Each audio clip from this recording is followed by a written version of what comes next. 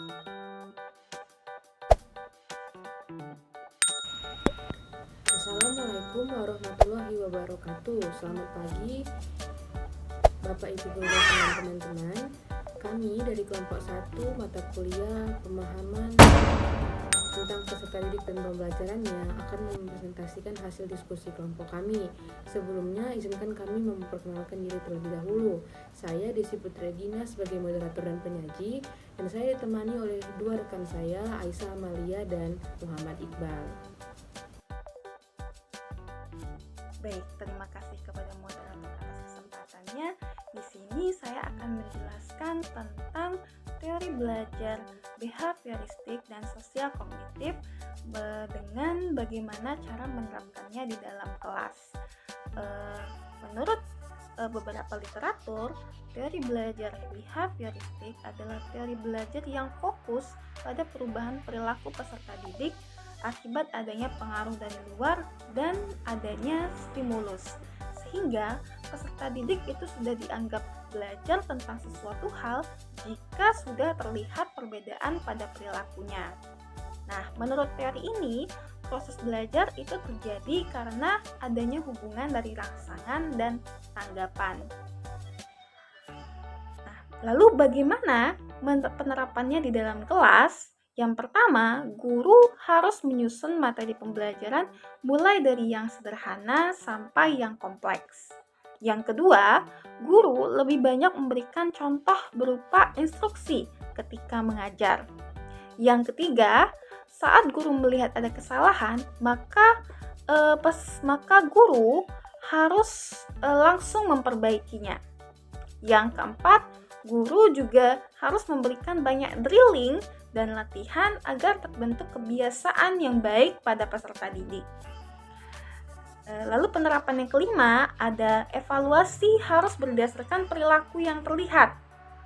Yang terakhir, guru dituntut untuk memiliki kemampuan memberikan penguatan.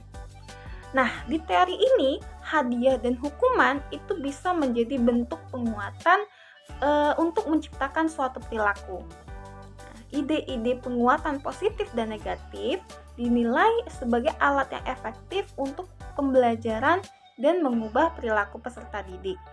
Tapi walaupun begitu, yang namanya hukuman itu tetap tidak baik, sehingga lebih baik menghindari bentuk hukuman dan memilih bentuk penguatan positif sebagai cara untuk membentuk perilaku peserta didik yang baik. Lalu yang kedua ada teori sosial kognitif. Nah, dalam teori ini belajar itu bukan hanya sekedar interaksi antara stimulus dan respon, tapi juga melibatkan berbagai faktor yang ada dalam diri individu.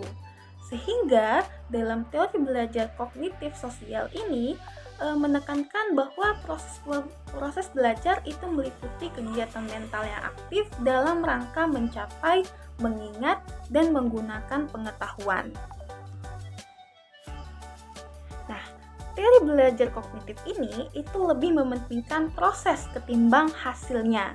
Nah, sehingga gaya belajar yang aktif itu dapat memaksimalkan potensi otak dari peserta didik.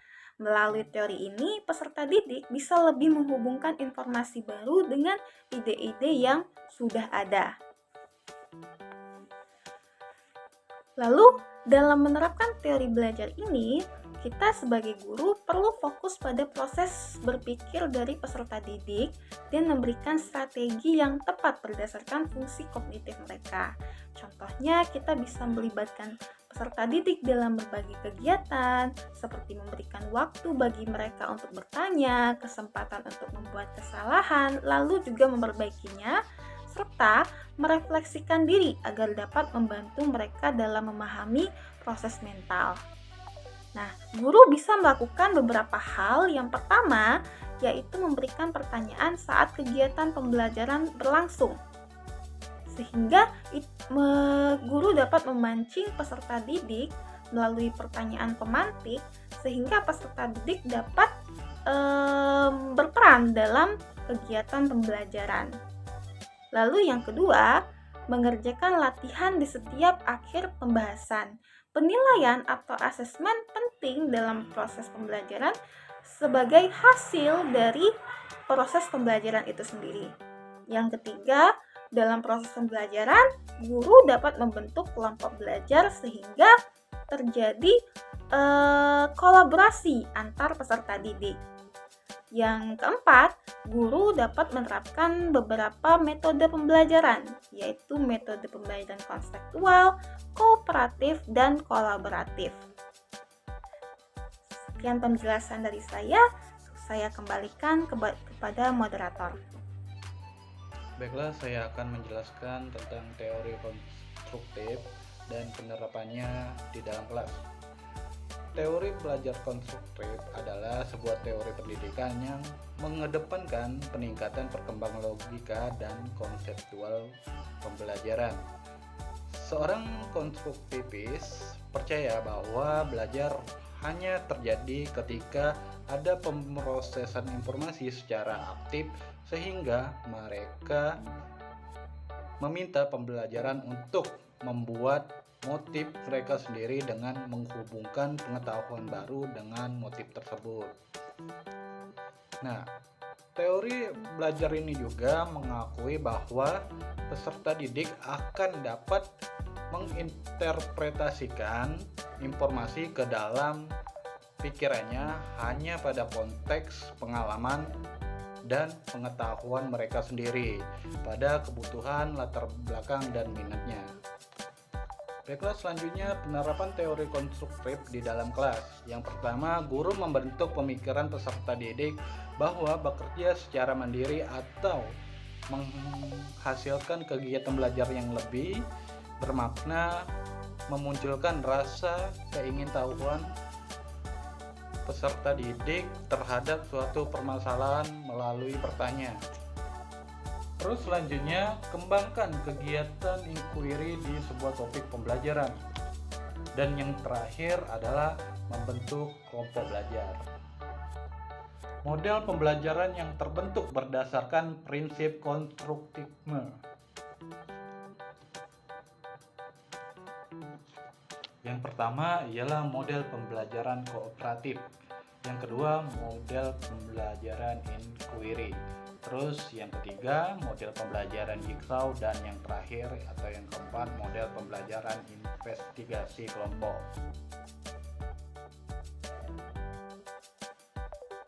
Baiklah, dapat kita lihat ada sebuah kasus yang mengenai Robert yang berumur 16 tahun menunjukkan sedikit minat di sekolah dan saat ini tinggal bersama dengan bibinya, dan saya sebagai guru sudah tidak bisa lagi menghubungi orang tuanya. Nah, langkah yang tepat yang saya lakukan ketika saya menjadi seorang guru yaitu setelah kami berdiskusi, yang pertama melakukan pendekatan dengan Robert dan berbicara dari hati ke hati dan berbicara seperti seorang teman. Jadi, untuk mengetahui permasalahan mengapa Robert ini memiliki minat belajar yang rendah selain karena faktor keluarga,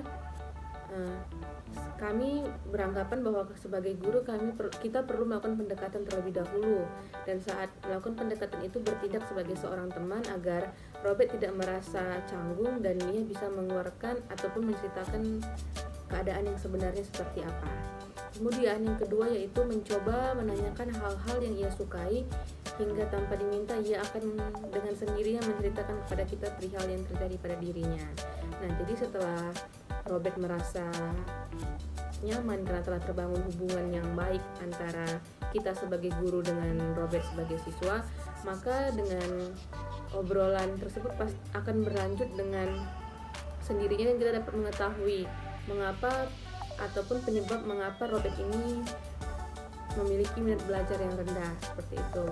Kemudian yang ketiga yaitu memberikan semangat sendirinya dan kita dapat mengetahui mengapa ataupun penyebab mengapa Robert ini memiliki minat belajar yang rendah seperti itu.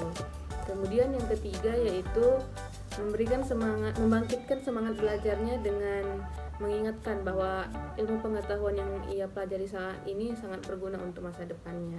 Nah, jadi setelah kita mengetahui permasalahannya apa dan telah memberikan solusi, kita ingatkan untuk tetap semangat untuk tetap memiliki motivasi, karena usaha yang ia lakukan saat ini ataupun dengan dia mengikuti pendidikan saat ini adalah salah satu cara yang dapat dia tempuh untuk di masa depan nanti untuk menjadi orang yang lebih baik lagi, seperti itu. Jadi setelah melakukan langkah-langkah tersebut, menurut kami kita sebagai guru dapat meningkatkan motivasi Robert sehingga ia termotivasi dan memiliki semangat belajar yang tinggi.